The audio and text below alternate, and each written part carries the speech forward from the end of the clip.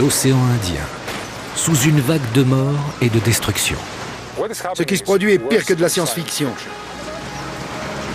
C'est comme un gigantesque accident de train. Alors que l'avant de la vague est enrayé dans sa course, le reste de la vague vient s'y empiler et ravage la côte. La catastrophe naturelle la plus dévastatrice des 100 dernières années. Plus d'1/4 million de personnes ont trouvé la mort. Le monde a appris la signification du mot tsunami. Mais sommes-nous prêts à affronter le prochain? Beaucoup de grandes villes sont en ligne de mire. Qui sait sur qui ça va tomber?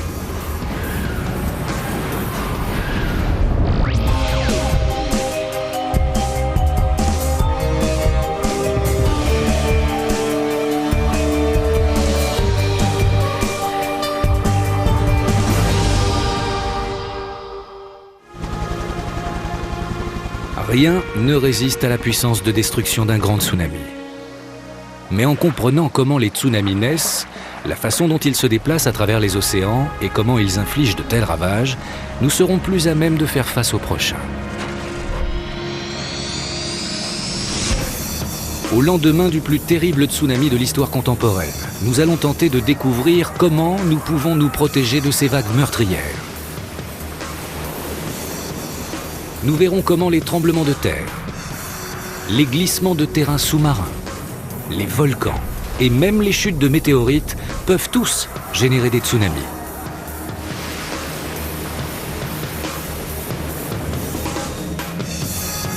Les scientifiques ont localisé plusieurs métropoles américaines où des vagues géantes pourraient frapper à n'importe quel moment.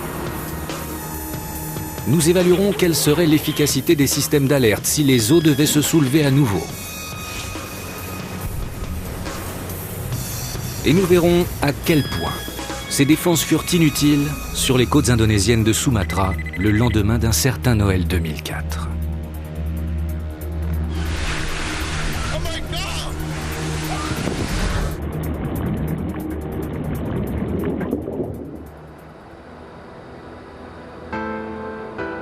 Il est 7h58. Le soleil darde l'océan Indien de ses premiers rayons. Quand il survient, ce tremblement de terre est le deuxième plus puissant séisme jamais enregistré par un sismographe. Il donne naissance à une série de vagues géantes. Mais dans les minutes qui suivent, les plus cruciales, seules quelques personnes ont conscience de ce qui est sur le point d'arriver.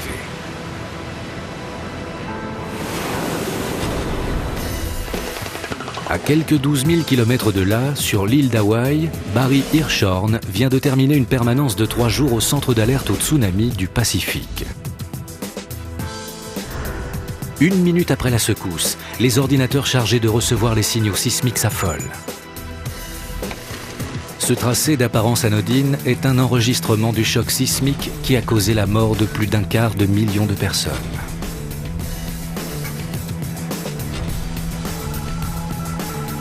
Les tremblements de terre dont la magnitude est supérieure à 6 entraînent l'envoi automatique de messages sur les beepers des membres du centre.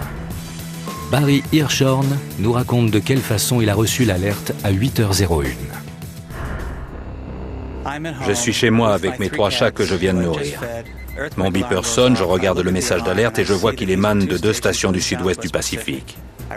Étant donné que ces 2 stations sont éloignées, ce n'est pas un petit séisme, mais je ne connais pas son amplitude exacte. Je prends mon vélo, je me précipite au centre et j'y arrive en 1 minute ou 1 minute 30. En passant la porte, je vois Stuart qui est déjà arrivé à l'écran en train d'étudier les tracés qui nous parviennent. Le professeur Stuart Weinstein travaille aux côtés de Barry Hirschhorn à chaque fois qu'une alerte au tsunami est déclenchée. J'ai vu les ondes sismiques arriver sur nos sismographes de l'ouest de l'Australie. Et celle-là aussi était inquiétante. Peu après, on a obtenu les localisations automatiques.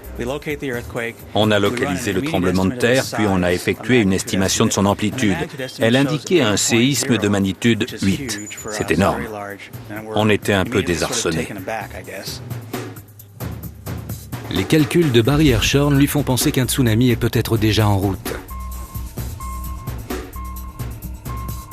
Pour repérer les tsunamis, le centre dispose d'un réseau de jauges et de détecteurs de pression à basse profondeur. Mais il ne surveille que l'océan Pacifique. Dans l'océan Indien, il n'y a aucun détecteur susceptible de fournir des informations. Il fallait faire quelque chose, mais il n'y avait aucune procédure établie, aucune règle, personne à appeler. Nous avons contacté les observatoires et ensuite nous avons émis un bulletin d'information tsunami. Le bulletin prévient les côtes du Pacifique, mais celles de l'océan Indien ne reçoivent aucun avertissement.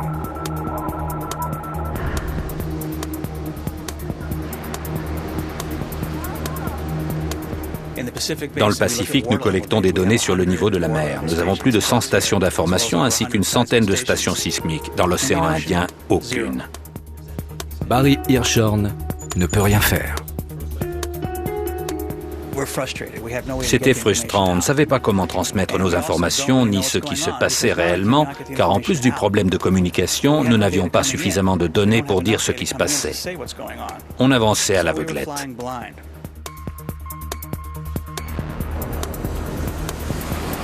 Pendant que ces scientifiques se démènent pour comprendre ce qui se passe, des milliers de personnes sont en train de mourir de l'autre côté du monde. Les populations les plus proches du séisme voient les premières vagues déferler.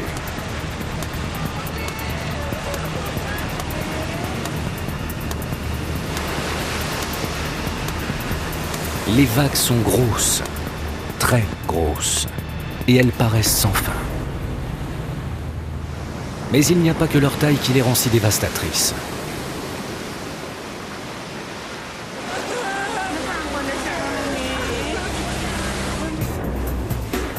La singularité de ces vagues provient de la manière dont elles sont créées et de la façon dont elles se déplacent. Il existe une différence fondamentale entre la mécanique des tsunamis et celle des vagues classiques. Les vagues classiques peuvent être d'une incroyable puissance. José Borrero, membre du groupe d'études des tsunamis de l'Université de Californie du Sud et passionné de surf, en sait quelque chose. Une grosse vague qui vous brinque-balle, on ne s'y fait jamais. On a peur à chaque fois.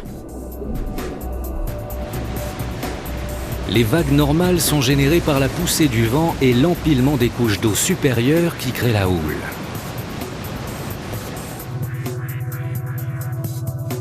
À l'approche du rivage, l'avant de la vague ralentit au contact des fonds moins profonds.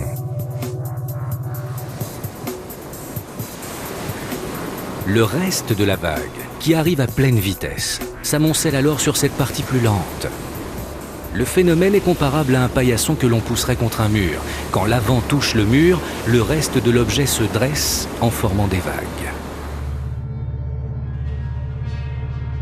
La hauteur de la vague dépend de la quantité d'eau qui vient s'amasser. Et cette quantité d'eau dépend de la longueur de la vague, c'est-à-dire de la distance entre la crête d'une vague et la crête de la suivante. Même les plus grands brisants générés par le vent sont très loin d'avoir la puissance du tsunami qui a frappé Sumatra. La distance qui sépare les crêtes de deux lames oscille entre 90 et 180 mètres. Lors d'un tsunami, les crêtes peuvent être à 150 km de distance. En d'autres termes, 150 km d'eau en mouvement viennent sans relâche exercer leur poussée sur l'avant de la vague.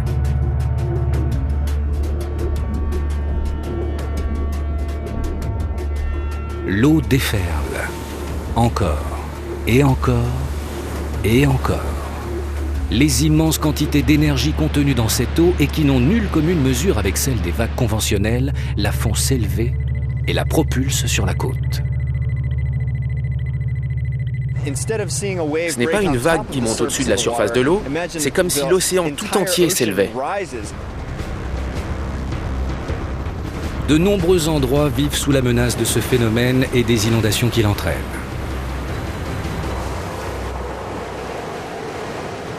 Les inondations de la Nouvelle-Orléans n'étaient pas un tsunami, mais l'ouragan Katrina a démontré que des inondations peuvent infliger de terribles dommages à une grande ville moderne.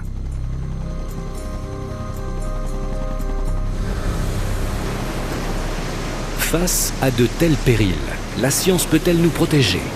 Serons-nous en mesure de prévoir le prochain grand tsunami?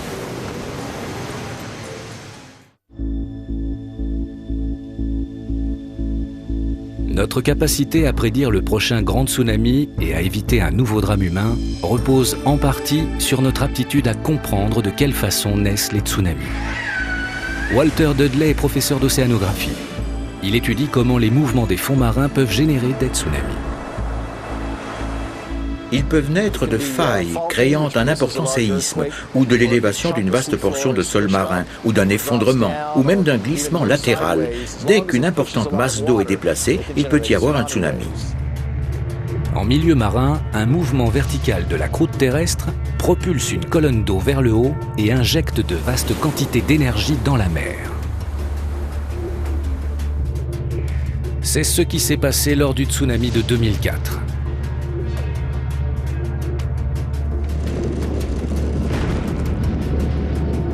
En des lieux aussi éloignés que la Thaïlande et les Maldives, les habitants sont réveillés en sursaut par un tremblement de terre géant. Il va durer plus de 8 minutes. La terre tremble si violemment que beaucoup de personnes n'arrivent même pas à tenir debout. Le tsunami indonésien est né d'un séisme sous-marin qui a créé un brutal changement de niveau du plancher océanique le long d'une faille de 1200 km. À des kilomètres des terres, ce mouvement cause une élévation de la mer, un tsunami qui produira des vagues très rapides, entre 500 et 1000 km/h.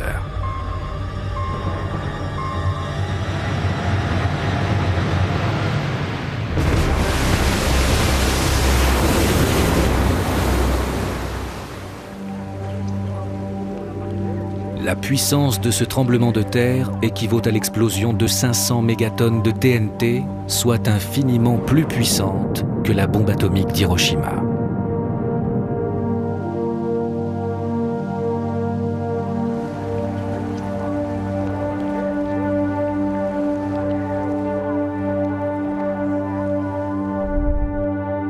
Ces photos satellites montrent Banda Aceh, une ville qui a perdu plus de 225 000 personnes dans le nord de Sumatra. Avant et après le tsunami. Kostas Sinolakis de l'Université de Californie du Sud étudie la puissance destructrice des tsunamis. Cette montagne d'eau, née du mouvement du sol marin, part en direction de Sumatra.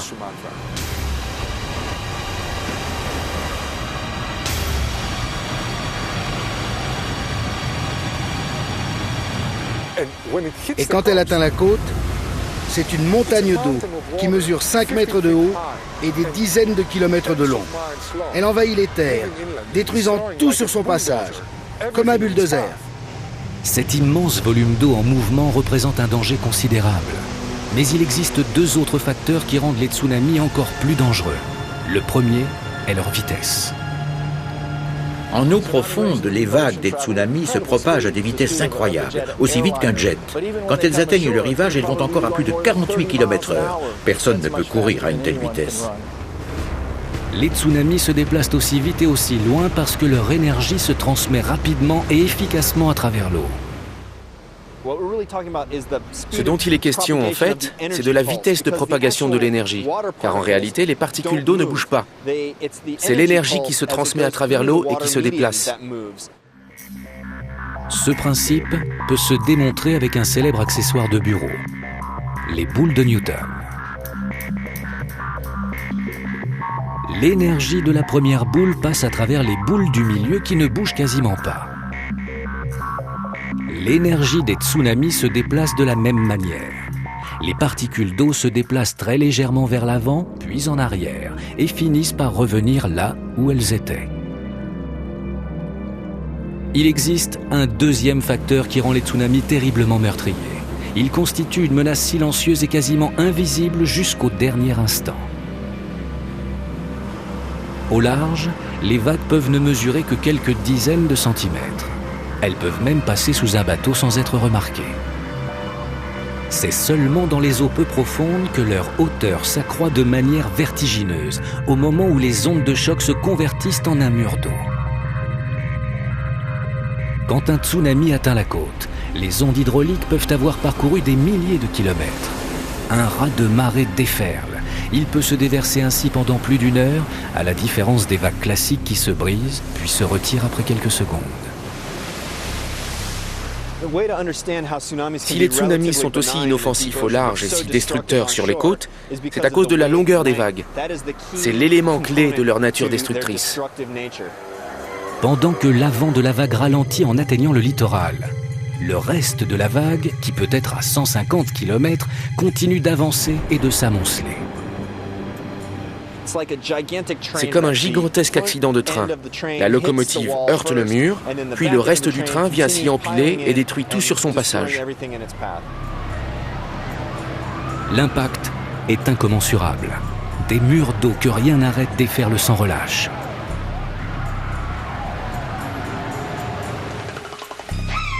Le docteur Simon Boxall, du Centre océanographique de Southampton, nous explique pourquoi les tsunamis engloutissent tout sur leur passage.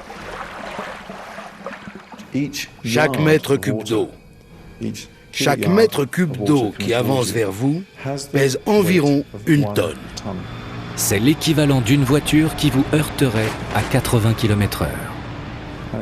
Avec ceci en tête, on saisit mieux l'ampleur de ce qui se produit lorsque la vague frappe la plage. C'est effroyablement destructeur.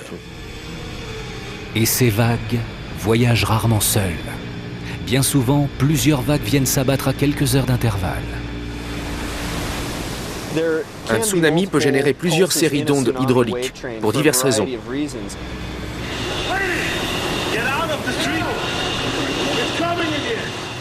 La source peut produire plusieurs lames de fond. On a alors 2 ou 3 vagues d'ondes qui se propagent depuis la zone source, comme lorsque vous jetez une pierre dans une mare. Il n'y a qu'un impact, mais il crée plusieurs vagues qui ondulent à la surface. La naissance et les conséquences d'un tsunami peuvent être reproduites à échelle réduite dans un lac au milieu d'une carrière. Le largage de 300 tonnes de sable déplace l'eau et expédie de l'énergie dans le lac. L'énergie va se transmettre d'une particule d'eau à une autre. Pendant que l'énergie traverse l'eau, elle ne laisse apparaître qu'un discret bombement à la surface. Le tsunami devient plus prononcé une fois qu'il y a moins de fond.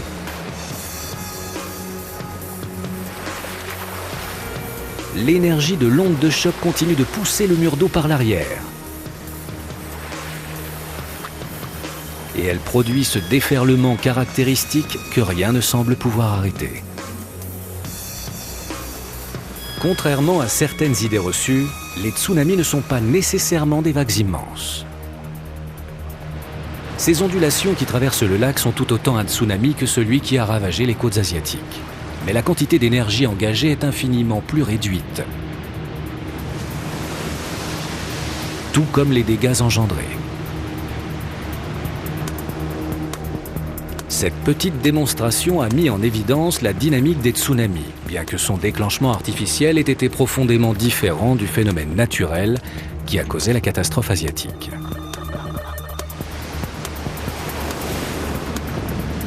En fait, les tsunamis naissent de nombreuses façons. Ils peuvent être déclenchés par des glissements de terrain sous-marins, des éruptions volcaniques ou bien même la chute d'une météorite venue de l'espace.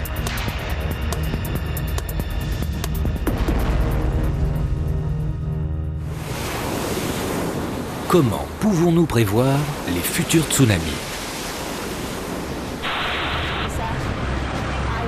Le tremblement de terre de l'océan Indien et le tsunami qui s'en est suivi faisaient encore la une des journaux des mois après décembre 2004. Mais ce n'était pas la première fois qu'une catastrophe naturelle ayant frappé l'Indonésie faisait les gros titres. Plus d'1 siècle auparavant, un tsunami avait déjà endeuillé la région. Mais celui-là n'était pas le fruit d'un tremblement de terre. En 1883, le volcan Krakatoa entre en éruption, provoquant le son le plus assourdissant jamais entendu par des êtres humains. Il aurait été entendu jusqu'à près de 5000 km de distance, comme si une explosion survenue en Finlande était entendue au Portugal.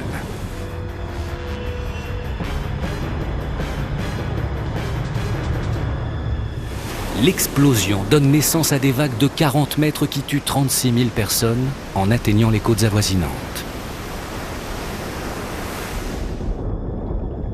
Un volcan comme le Krakatoa peut causer un tsunami de différentes manières. Quand un volcan entre en éruption, l'explosion envoie une onde de choc. Dans la mer, ça donne un tsunami. Et il faut aussi compter avec les projections émises par le volcan et les éboulements. S'ils terminent leur course dans l'océan, ils peuvent déplacer suffisamment d'eau pour causer un tsunami.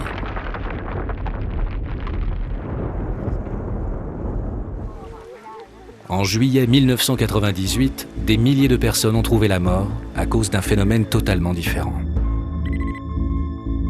À proximité de la Papouasie-Nouvelle-Guinée, au nord de l'Australie, un tremblement de terre de magnitude 7 sur l'échelle de Richter secoue le fond de la mer. Quelques minutes plus tard, des vagues de plus de 9 mètres de haut viennent s'écraser sur la côte nord. 2000 personnes qui n'ont pas eu le temps de s'enfuir trouvent la mort.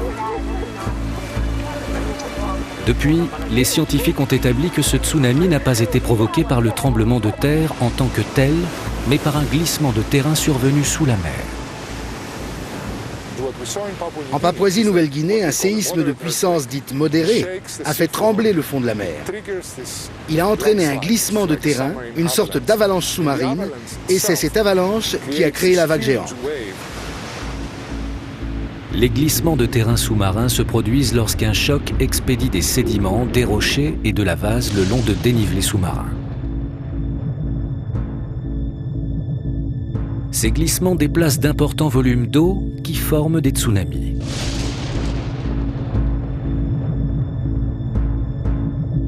Kostas Sinolakis insiste sur le fait que le tsunami de Papouasie-Nouvelle-Guinée a apporté la preuve que les glissements de terrain constituent un danger bien plus important que ne le pensaient les scientifiques auparavant. Pour la première fois, nous avons vu ce qu'un glissement de terrain géant peut faire. Il peut créer une vague géante très localisée. Et où qu'elle frappe, le long du littoral, elle submerge tout sur son passage. Ces observations ont amené les scientifiques à réexaminer les risques de tsunami dans le monde entier. Elles suggèrent qu'un important tsunami peut être généré par un séisme violent comme par un séisme modéré. De nombreuses régions côtières sont susceptibles d'être à la merci de dénivelés sous-marins proches de leurs côtes et suffisamment instables pour engendrer des tsunamis.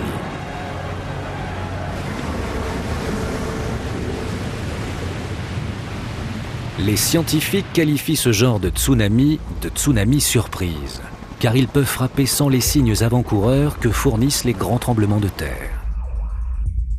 Mais pour les tsunamis vraiment surprenants, les scientifiques regardent vers les étoiles plutôt qu'au fond des océans. Aussi peu probable que ce soit, la Terre n'en vit pas moins sous la constante menace d'une chute de météorites. Pas plus tard qu'en 2004, une météorite de 30 mètres de diamètre est passée à 43 000 km de notre planète. Les chances pour qu'une grande météorite vienne s'écraser sur Terre sont minces.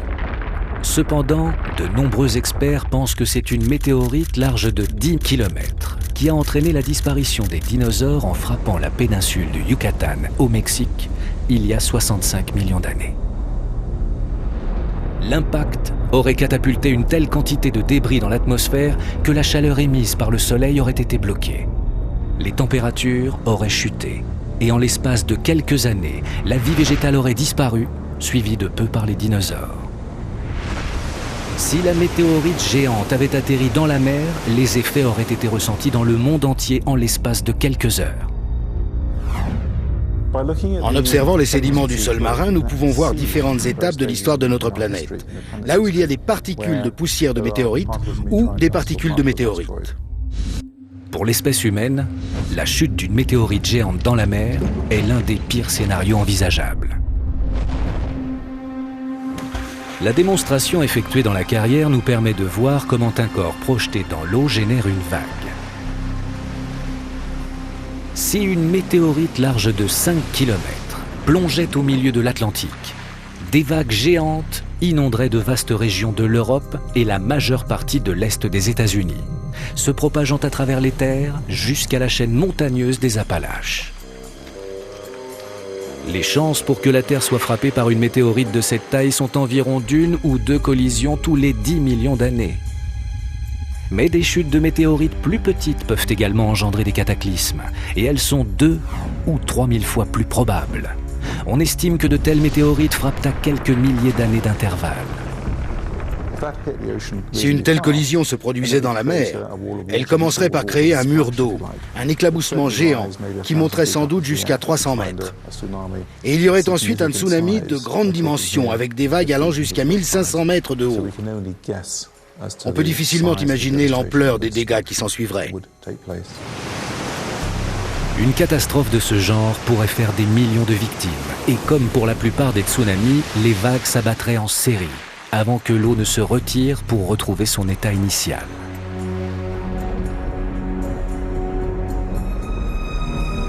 Quel que soit l'élément déclencheur des tsunamis, une chose est certaine, ces vagues géantes constituent une menace depuis l'origine de l'homme. Il y a peu à faire contre un tel déchaînement de puissance, si ce n'est fuir ou se réfugier en hauteur. Mais encore faut-il que l'alerte soit donnée pour que l'on sache qu'il faut fuir. Pour prévoir les futurs tsunamis, des scientifiques étudient ce littoral où une île fut partiellement propulsée en hauteur par une incoercible force naturelle.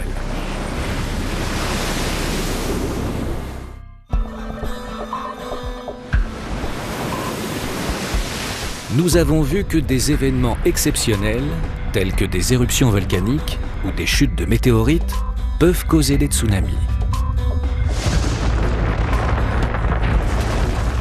Mais la plus grande menace réside dans les grands tremblements de terre, fruits des gigantesques mouvements qui se produisent aux frontières des plaques tectoniques continentales.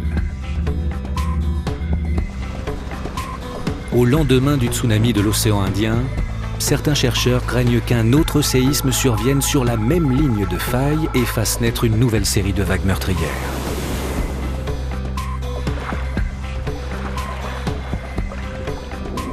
Pour savoir quand les prochains tsunamis risquent d'avoir lieu, les scientifiques doivent découvrir quand se produiront les prochains tremblements de terre. Une des premières étapes est de reconstituer l'historique des tremblements de terre le long de ces côtes. C'est la tâche que s'est fixée Kerry Sillé, professeur de géologie à l'Institut de technologie de Californie. Il étudie les tremblements de terre de Sumatra depuis 10 ans. Quelques jours après le tsunami de 2004, il a fait une incroyable découverte sur l'île de Simelou.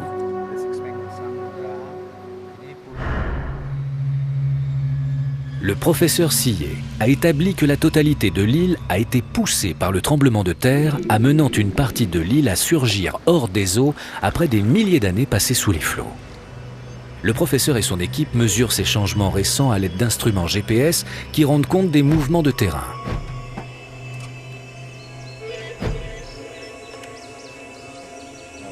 Ces instruments reliés à des satellites sont d'une précision de l'ordre d'1 dixième de millimètre. L'importance du travail de Kerry Sillé a été démontrée tout juste 3 mois après la catastrophe de 2004. Le 28 mars 2005, un nouveau tremblement de terre a engendré un nouveau tsunami qui a frappé Simelou.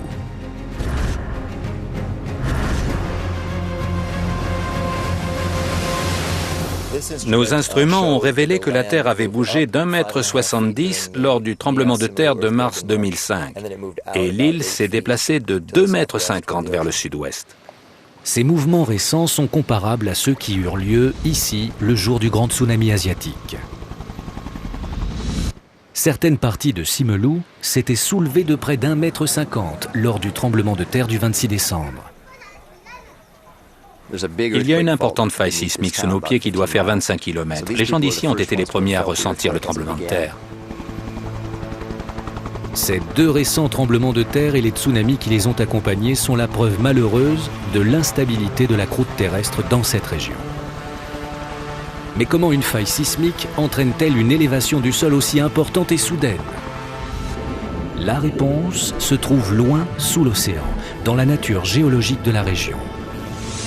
Dans cette partie du monde, plusieurs plaques tectoniques entrent en collision. Ces plaques sont en mouvement permanent. Ce sont de gigantesques navires de roche mus par des courants de convection venus des entrailles de la Terre. Mais le glissement entre ces deux surfaces ne se fait pas sans heurts. On peut visualiser ce qui se passe en prenant une règle. Si vous la tenez d'une main, vous pouvez la tordre vers le bas, et quand vous la relâchez, elle rebondit vers le haut. La Terre agit de façon très similaire. Les équipements ultramodernes de Kéry-Sillé permettent une lecture très précise des déplacements récents. Mais ils n'apportent aucune indication sur l'histoire sismologique de l'île.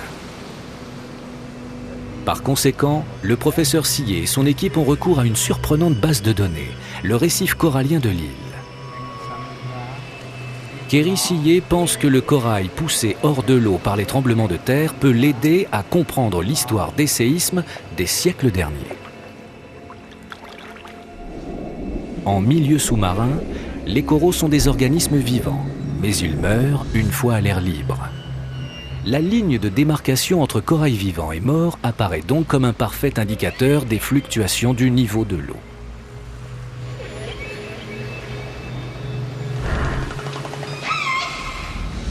Richard Briggs est diplômé en géologie de l'Université de technologie de Californie. Membre de l'équipe de Kéry-Sillé, sa tâche est de dresser une carte des soulèvements de terrain qui ont eu lieu le long des côtes de Simelou. Nous essayons de déterminer l'ampleur des mouvements qui ont eu lieu ici, de combien le sol s'est élevé ou bien enfoncé. Ces coraux ont été surélevés d'au moins 1 mètre. Quand cela s'est produit, les coraux qui vivaient ici sont morts en étant exposés à l'air libre. Et si l'on sait interpréter les signes, le corail apporte bien d'autres indices.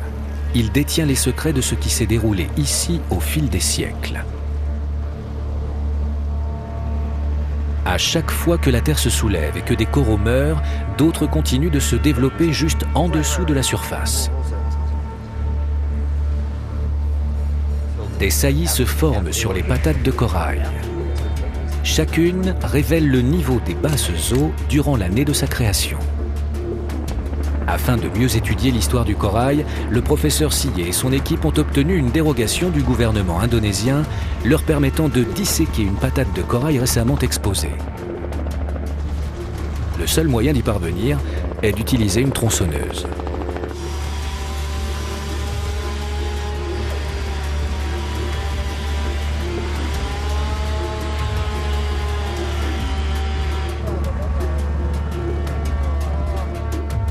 Le principe est le même que lorsqu'on découpe un tronc d'arbre pour compter ses cercles afin de connaître son âge.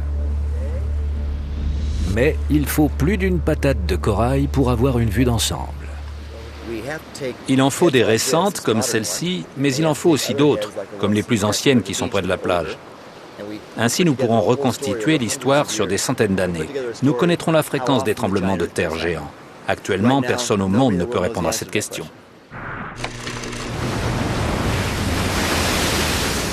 En s'intéressant au passé sismique de ces îles, le professeur Sillé découvrira à quels intervalles les grands tremblements de terre se sont produits. Cette chronologie l'aidera peut-être à anticiper ces tremblements de terre, ainsi que les tsunamis qui les accompagnent.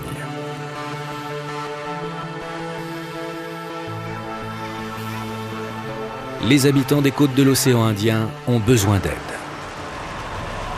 Un système d'alerte au tsunami est en cours d'élaboration. Mais sera-t-il prêt suffisamment tôt pour éviter une nouvelle tragédie ?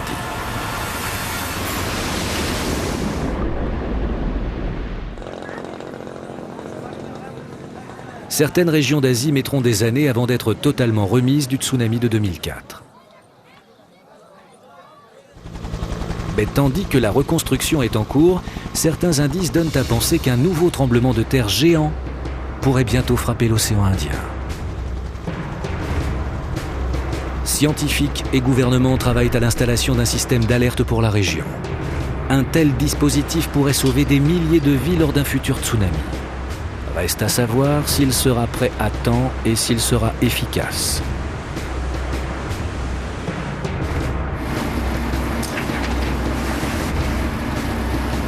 Il existe un modèle pour le système d'alerte de l'océan Indien. Dans l'ensemble de l'océan Pacifique, des sismographes sont en mesure d'indiquer l'ampleur, le lieu et la profondeur d'un séisme. et d'autres instruments détectent si un tsunami a été déclenché. Nous avons des jauges au fond des mers qui peuvent mesurer les vagues des tsunamis. Nous saurons combien d'énergie est propulsée dans une direction donnée. Le projet d'évaluation et de signalisation des tsunamis a ancré des enregistreurs de pression au fond de la mer. Ces appareils mesurent la pression de l'eau qui les recouvre et peuvent détecter un surplus d'eau charrié au-dessus d'eux par un tsunami. Ces instruments très sensibles sont capables de détecter un tsunami d'1 centimètre de hauteur. Les vagues causées par les bateaux ou des tempêtes n'entrent pas en ligne de compte. Elles ne sont pas assez profondes pour atteindre les capteurs. Si l'existence d'un tsunami est confirmée, tous les gouvernements des pays riverains du Pacifique sont alertés et des plans d'évacuation sont mis en action. Le docteur Charles McCrary dirige le centre d'alerte au tsunami du Pacifique. Il est également très impliqué dans l'élaboration du dispositif de surveillance de l'océan Indien. Nous avons la technologie pour mesurer les tsunamis qui se propagent en eau profonde. Ces informations peuvent permettre de prévoir avec précision où les vagues frapperont.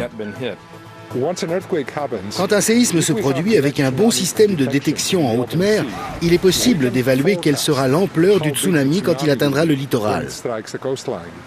Il est évident qu'un système de détection des tsunamis pourrait sauver des vies dans l'océan Indien. Mais certains experts doutent que cette coûteuse solution technologique ait réponse à tout, en particulier quand les tremblements de terre surviennent près des côtes. Il y a eu de hauts cris pour qu'un système d'alerte soit mis en place, pour que ça ne se reproduise jamais et que les populations soient prévenues. Mais à présent, nous pouvons prendre du recul et nous dire, commençons par déterminer les endroits où des tsunamis ont le plus de chances de se produire. Il n'y a pas que dans l'océan Indien que des zones très peuplées vivent sous la menace d'un tsunami. Et dans les zones où les lignes de faille sont proches des côtes, un système d'alerte serait peu efficace, voire totalement inutile. Plus d'une centaine de villes de plus de 250 000 habitants sont situées à moins de 100 km d'importantes failles en activité. Qui sait sur qui ça va tomber ?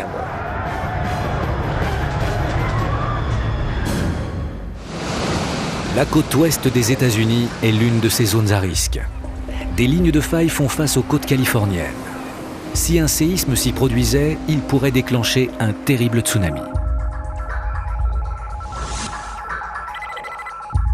Dans la baie de Monterey, à proximité de la côte, un canyon sous-marin possède des parois abruptes et hautes de 3 km. Si l'instabilité de ces dénivelés venait à provoquer des glissements de terrain sous-marins, ces derniers engendreraient alors des tsunamis qui iraient droit vers la côte.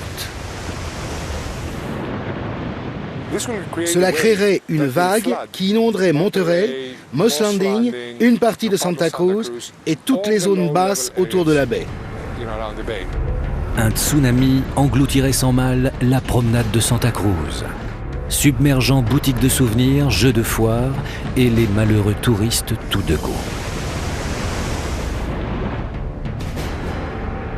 Une grande partie du centre de Santa Cruz se retrouverait sous l'eau en l'espace de quelques secondes.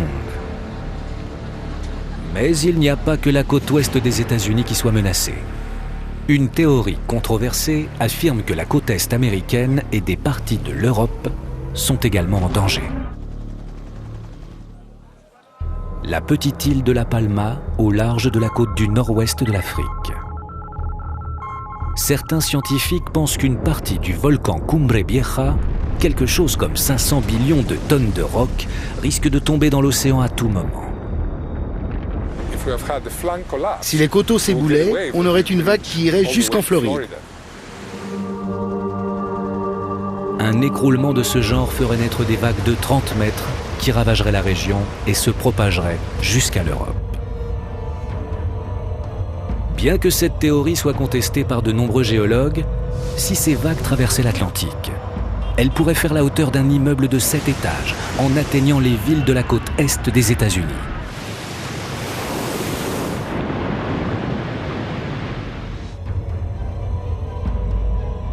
Mais les experts s'accordent pour estimer qu'un événement d'une grande envergure se produira tôt ou tard.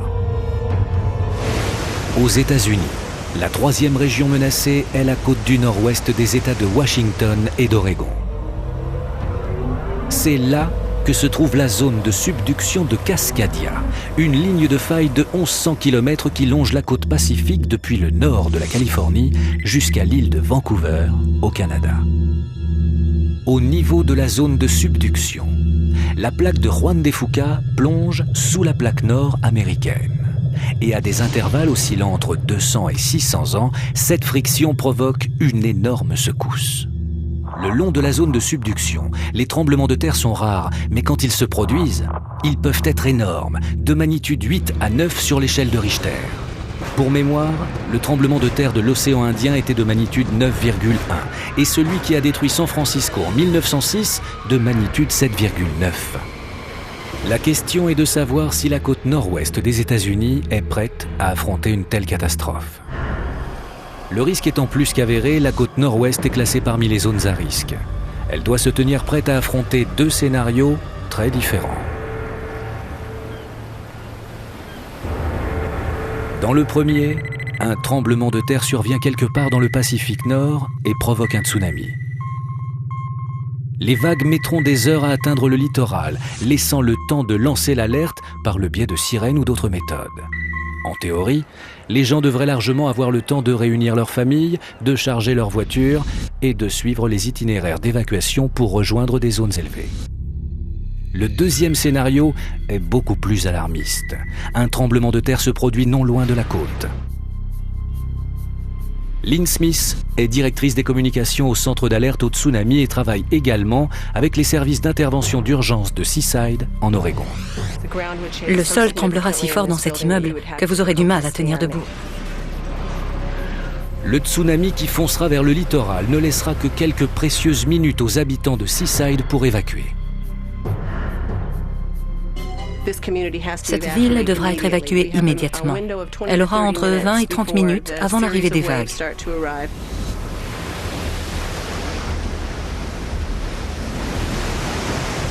C'est à peine si la terre aura fini de trembler quand les premières vagues frapperont. Ken Murphy dirige le service d'organisation des opérations d'urgence de l'État d'Oregon. Pendant 30 ans, il a servi dans l'armée où il était chargé de la gestion des zones sinistrées. Il y a beaucoup de touristes ici. Ils ne sauront pas quoi faire. Ils risquent d'être tués ou blessés par le tsunami ou par des débris charriés par l'eau.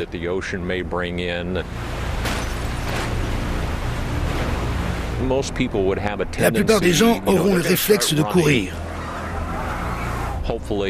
Espérons que ce sera vers leur voiture ou leurs hôtels. On ne pourra pas faire évacuer tout le monde. Nous sommes limités en itinéraire d'évacuation à cause des rivières. Il y aura des morts, c'est certain. Est-ce que ce sera la panique? Oui, je le pense.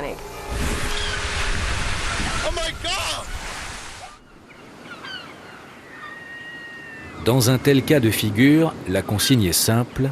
Dès que la terre cesse de trembler, abandonnez tout et réfugiez-vous sur des hauteurs. Essayez de trouver un endroit à 30 mètres au-dessus du niveau de la mer et surtout, ne perdez pas une seconde.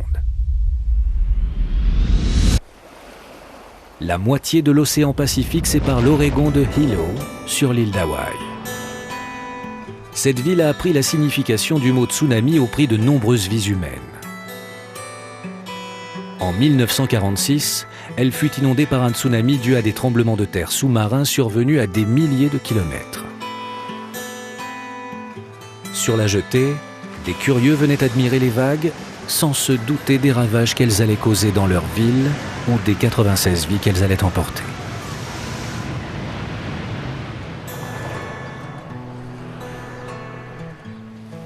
Pour Walter Dudley, l'information des populations et des autorités est le plus sûr moyen de sauver des vies.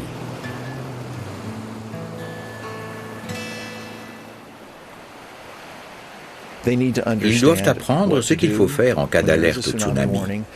Mais si le point de déclenchement est trop proche, le temps peut manquer pour donner l'alerte. Les gens doivent alors s'en remettre aux signaux d'alerte de la nature. Il faut qu'ils connaissent ce phénomène. Dans le cas du tsunami de l'océan Indien, il y a eu plusieurs exemples de gens qui ont compris ce qui se passait et qui ont sauvé non seulement leur vie, mais aussi les vies de nombreuses personnes autour d'eux. Le meilleur moyen d'informer et d'éduquer serait une vaste campagne de vulgarisation et de sensibilisation du public. De l'avis de nombreuses personnes, une campagne d'affichage sur les causes et les dangers des tsunamis pourrait se révéler plus efficace que les solutions autrement plus complexes et coûteuses que l'on envisage pour l'océan Indien.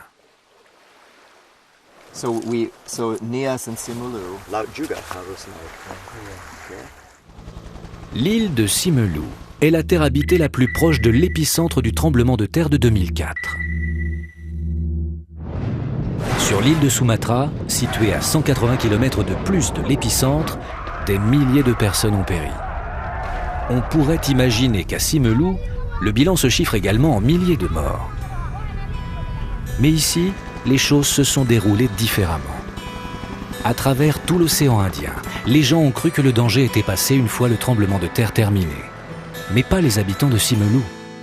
Ils savaient que le pire restait à venir. Ils se souvenaient des mises en garde dispensées par leurs grands-parents. Tous les gens de cette île savaient qu'il y a près d'un siècle, en 1907, un tremblement de terre géant avait eu lieu. Les vagues étaient encore plus immenses que cette fois-ci et des milliers de personnes étaient mortes. Les habitants de l'île ont grandi en entendant cette terrible histoire. Ils ont tous en mémoire les avertissements qui furent transmis aux générations suivantes par les survivants. Le 26 décembre, des vagues de 10 mètres se sont abattues sur les villages côtiers, engloutissant maisons et bâtiments. Mais sur les 75 000 habitants de l'île, seulement 7 furent tués.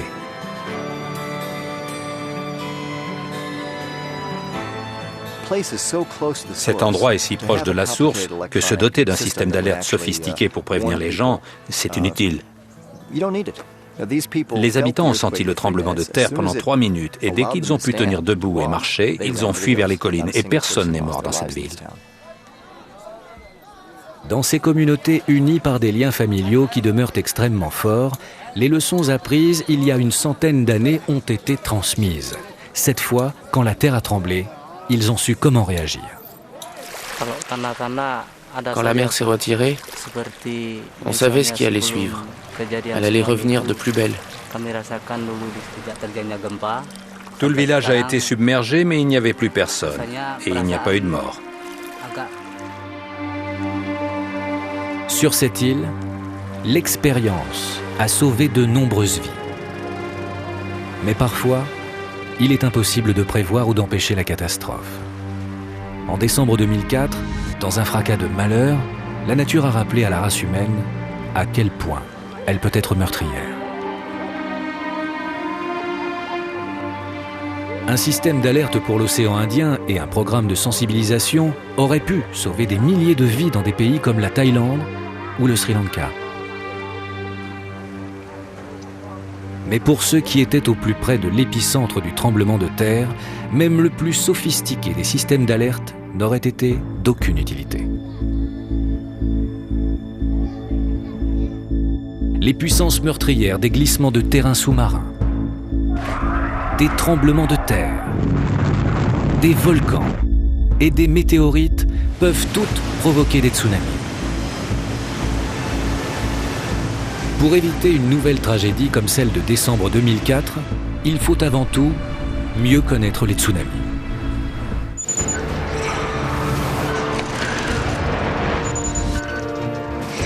Les scientifiques ne sont pas encore en mesure de prévoir où et quand le prochain tsunami frappera.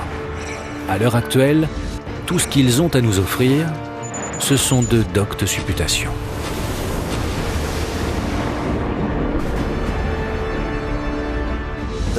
Beaucoup de grandes villes sont en ligne de mire. Certaines l'ignorent, d'autres le savent, mais sans être capables de faire le nécessaire. La mesure la plus efficace à prendre, c'est d'informer le public pour que les gens sachent quand se réfugier en hauteur.